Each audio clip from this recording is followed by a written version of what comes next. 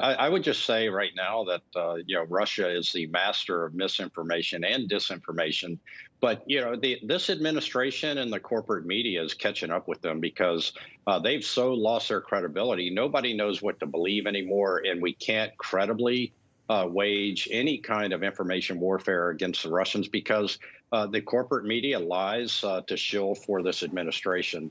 So it's really a tough situation we find ourselves in when you look at from a diplomatic standpoint. You've got Blinken, who is just so out of his depth he can't see the bottom of the pool, and Biden isn't even a factor. This Normandy format that has France, Germany, Russia, Ukraine, they're not even inviting the United States into this. And if you remember, Biden and Obama were in charge when Russia invaded Crimea and southeastern Ukraine and parts of southeastern Ukraine in 2014. That's when the Normandy format began. And so they're trying to do that again. And so you got Macron actually leading the charge on diplomacy. And, Germany isn't really that interested because they're more concerned about the Nord Stream 2 pipeline. And so Biden and this administration are just not a factor in any of this. And because of his fecklessness and disaster in Afghanistan, where he abandoned NATO, Putin sees that NATO is fractured, America is incompetent and weak. And if he's going to do something, now's the time to do it. Do you think that our U.S. officials are inserting themselves too much into this foreign issue?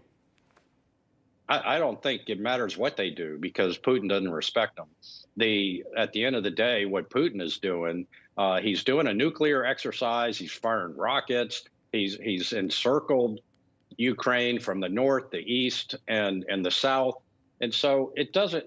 The United States is not a factor in any of this. And Putin doesn't care because you think about it. With Trump, we gave Javelin missiles to Ukraine to defend themselves. Under Biden, Obama, they gave them blankets when they got invaded. So now I see no real unity of effort from the government when you think about diplomacy or information or military or economic warfare. There's this administration is just on their heels.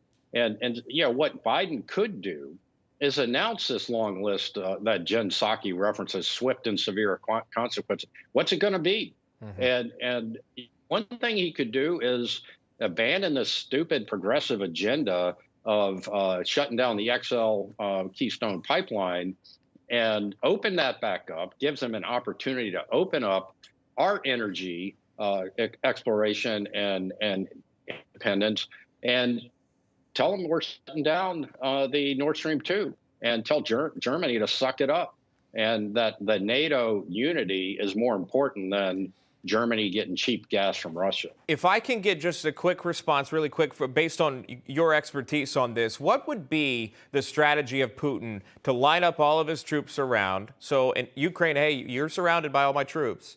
And then say, hey, oh, and I have a kill list, and here are the people that we're going to go after, and then still sit there, throw out all this intel, but not make any moves?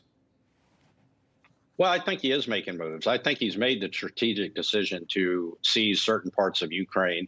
And I think this week, they're just waiting for the conditions to be right. The tactical commanders on the ground, the generals and sergeants and colonels and sergeants major, they're just waiting for the right moment to go do what they need to do to accomplish Putin's strategic aims. So I believe he has made that decision. You don't move the logistics of blood and hospitals and fuel and ammo to the border and not do anything. But at the end of the day, if NATO comes back and says, okay, we'd agree to all your demands, which is Ukraine not in the EU and never in NATO and a list of other things that, frankly, it's debatable whether or not the West ought to do that. So they're at loggerheads. But make no mistake, Biden is weak, Putin is strong, and he sees this as his opportunity.